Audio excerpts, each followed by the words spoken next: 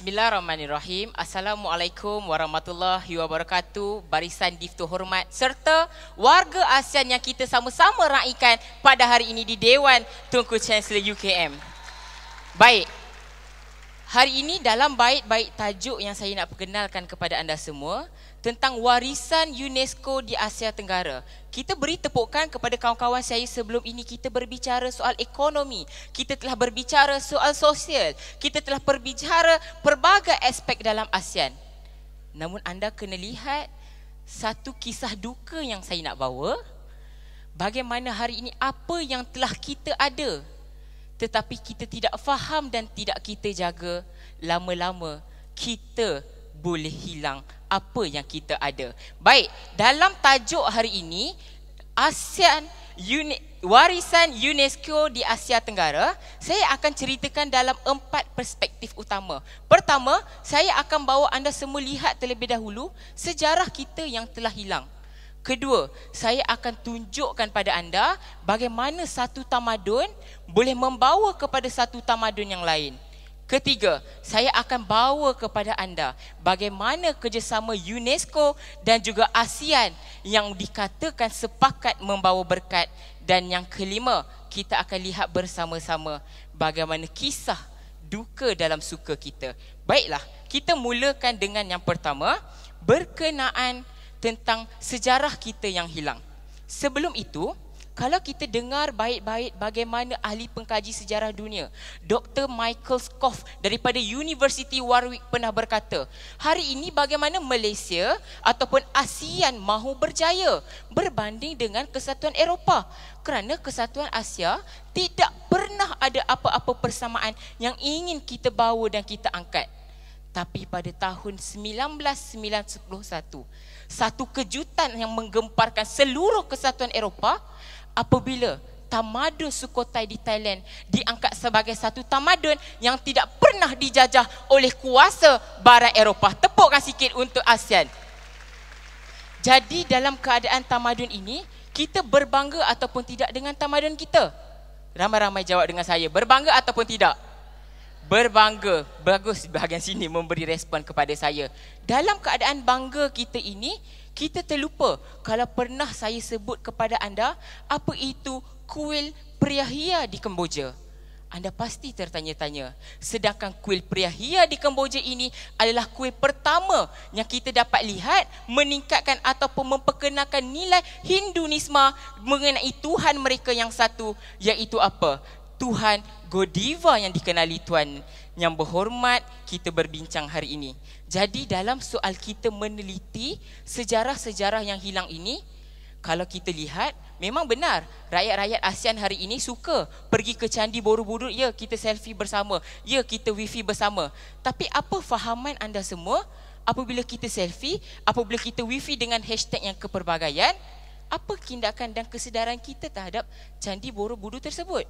Tidak pernah ada. Sebab itu, kalau anda lihat kisah duka Taman Negara Sumatera, paling besar di dunia kalau anda ingin tahu, 2.6 bilion hektar tanah yang merangkumi 3 taman buah negara. Pertama, Taman Negara Seblat. Kedua, Taman Negara Viha, maafkan ada kesalahan bahasa. Dan yang ketiga, Taman Negara Indonesia sendiri yang meletakkan 25 spesies hidupan liar yang tak pernah anda akan jumpa mahupun di hutan Amazon. Jadi anda berbangga ataupun tidak dengan status quo ini? Saya nak tanya anda sekali lagi. Anda berbangga. Tapi tahukah anda kisah duka di Taman Sumatera ini di persidangan UNESCO? Taman Negara Sumatera ini telah jatuh di bawah Seksyen 11/4 sebagai tanah yang diancam kepupusan kerana tidak fahaman rakyat untuk menjaga apa yang kita ada hari ini. Jadi soal hari ini, sejarah yang hilang ini, adakah anda masih ingat? Kalau dah nama pun hilang, sudah tentulah anda tak ingat. Baiklah, kita teruskan dengan yang kedua, warisan yang membentuk tamadun. Bagaimana hari ini saya ceritakan satu tamadun mampu membentuk tamadun yang lain dengan elemen apa? Elemen ekonomi. Jadi, suka saya nak bawa warga ASEAN hari ini yang sudah mamai, dibuai diulik kekacakan saya, kita terbang ke negeri kelahiran saya, negeri Pulau Pinang. Bandar Georgetown yang diangkat pada tahun 2008 ketika persidangan QBET ASEAN yang ke-32 sebagai bandar yang diangkat kerana warisan budaya zaman Francis Light mula datang ke Malaysia hari ini.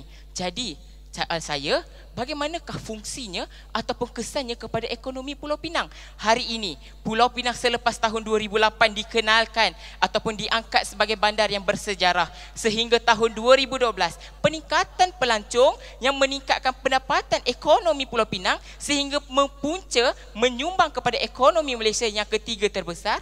6 juta pelancong datang hanya nak lihat bekas tapak jajahan Francis Light.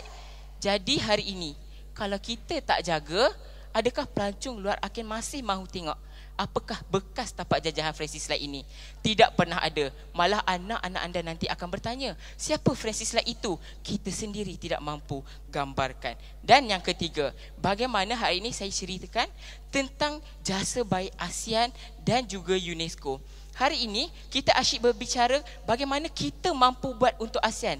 Tapi kita tak pernah tengok apa yang ASEAN dah buat dekat kita hari ini.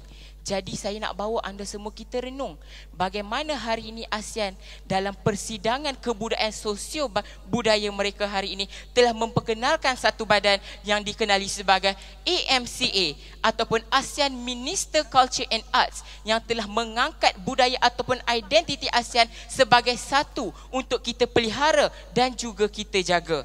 Malah pengelolaan ini ditambah baik dengan sektor kawalan oleh COCI ataupun Community of Culture and Information yang telah menyediakan satu tabung kebudayaan khas untuk kita jaga tapak-tapak warisan ini supaya kita tahu apa yang kita ada. Buktinya apa? Apabila di Republik Filipina, di kawasan tapak warisan Visayas hari ini yang telah dilanda taifun hanya hari ini, tuan dan yang berhormat sekalian, kita lihat apa? Bagaimana bantuan UNESCO ataupun bantuan ASEAN bernilai 42 juta untuk kita membaik pulih taman-taman negara dan warisan ini. Di akhirnya, saya nak bawa anda semua, kita lihat dalam kisah kita gembira dengan kecantikan ini, kisah duka bagaimana perjalanan pejuang-pejuang yang menjaga tamadun-tamadun dunia ini. Dalam satu kitab bahasa Sanskrit, Pemodenan Brahmata ada berkata apa? Hari ini jatuhnya satu tamadun itu adalah kerana kurangnya fahaman kita. Jadi dalam suka duka, dalam tangis tawa yang kita kecap, mari saya bawa anda kita semua bersama selami cerita di sebalik Taman Sumatera, cerita di sebalik Bandar Sejarah Georgetown. Dan saya mahu anda selami apa peranan anda. Jadi saya noktahkan perjalanan di sini agar kita semua maju untuk ASEAN. Assalamualaikum.